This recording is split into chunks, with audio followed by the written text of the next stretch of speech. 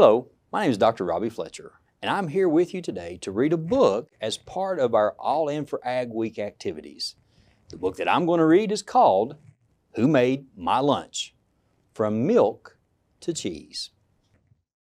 Cheddar cheese is tangy and delicious.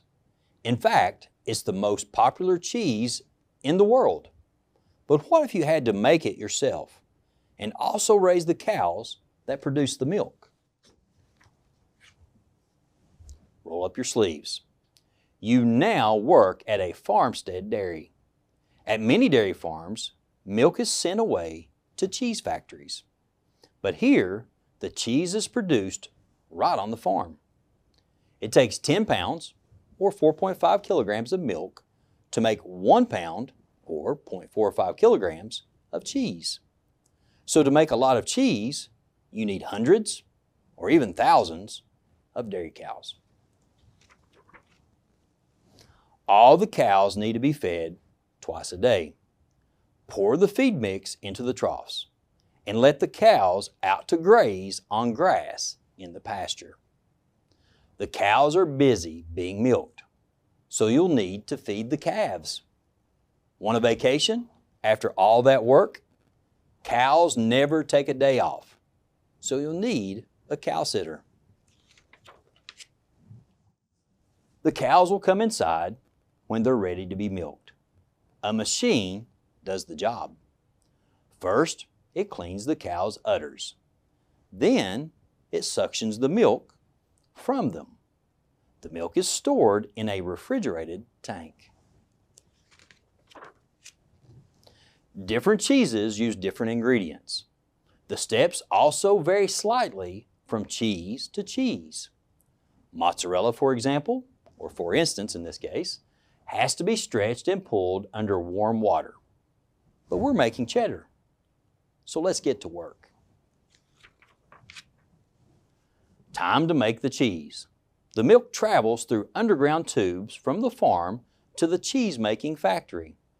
The first step is to kill any bad bacteria by pasteurizing or heating the milk. Now, add good bacteria cultures.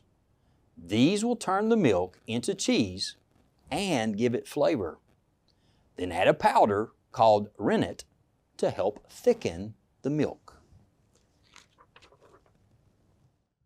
Stir all the ingredients together. Look, the milk is getting thicker. Use wire to cut through it. The solid pieces are called curds. The liquid that remains is whey. Drain the whey. Next, shovel the curds together to form large hunks. Slice, stack, and restack the hunks, allowing more of the whey to drain. The hunks still contain too much moisture. Throw the hunks into the mill, which will chop them up. Add salt. At this point, the cheese curds could be eaten as a yummy snack. But we still have work to do. Press the curds into metal forms.